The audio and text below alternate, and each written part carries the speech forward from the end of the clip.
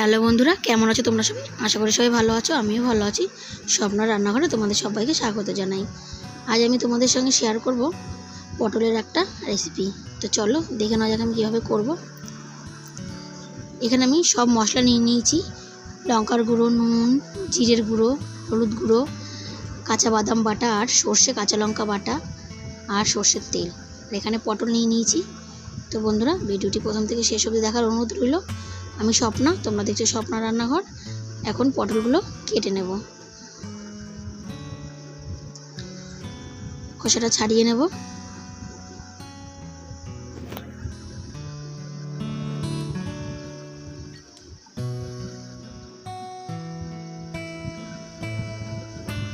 মাঝখান দিয়ে ভাবে কেটে নেব।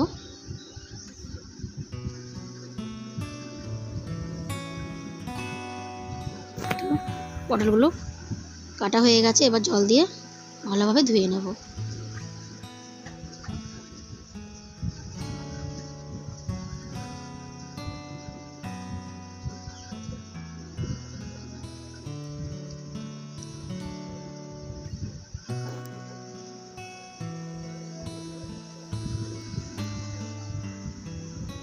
এবার আমি পটলগুলো 2 থেকে 3 বার ধুয়ে নেব। ধোয়া হয়ে গেছে, এবার নুন হলুদ দিয়ে দেব। হাত দিয়ে মেখে নেব ভালো করে। মাখানো হয়ে গেছে, কড়া বসিয়ে দিয়েছি। কড়া গরম হয়ে গেছে, দিয়ে দেবো সর্ষের তেল।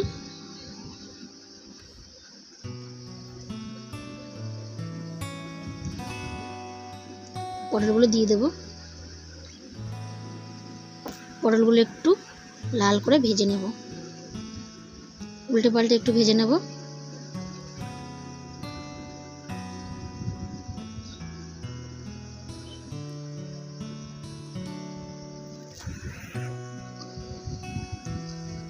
তো দেখো পটলটা ভাজা হয়ে গেছে, তুলে নেব। ওই তেলে ফোড়ন দিয়ে দেবো কালো জিরে। ফোড়নটা একটু ভাজা ভাজা করে নেব।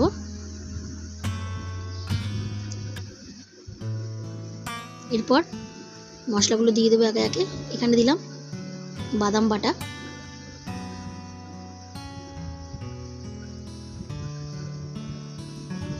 দেব সর্ষে আর কাঁচা লঙ্কা বাটা, দেব হলুদ গুঁড়ো, দেব জিরের গুঁড়ো, দেব লঙ্কার গুঁড়ো।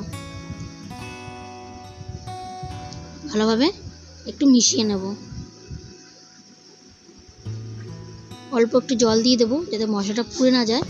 এবার ভালোভাবে মিশিয়ে কষিয়ে নেব কিছুক্ষণ।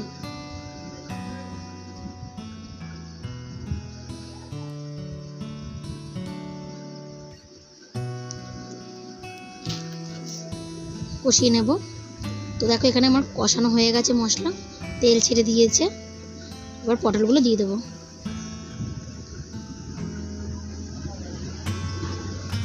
ভালোভাবে নাড়াচাড়া করে নেব।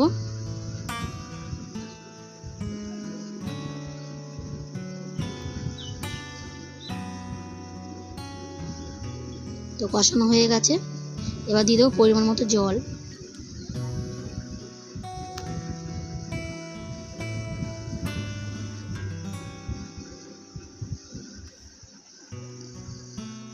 দিয়ে দেবো স্বাদ মতো নুন।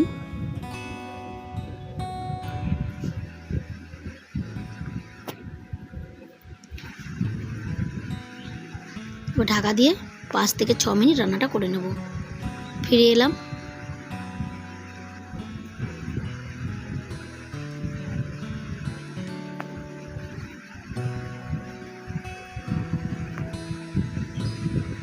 দিয়ে দেবো স্বাদ মতো চিনি। এখানে চিনিটা দিতে হবে। ভালোভাবে নাড়াচাড়া করে নেব।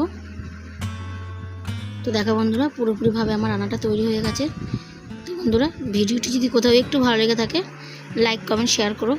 আর প্লিজ আমার চ্যানেলটিকে সাবস্ক্রাইব করে আমার পাশে থেকো। আর যারা সাবস্ক্রাইব করে দিয়েছে তাদের অসংখ্য ধন্যবাদ। তো আজ এই অবধি, দেখা হচ্ছে অন্য দিন অন্য এক ভিডিওতে। ততক্ষণ সবাই ভালো থেকো, সুস্থ থেকো। টাটা।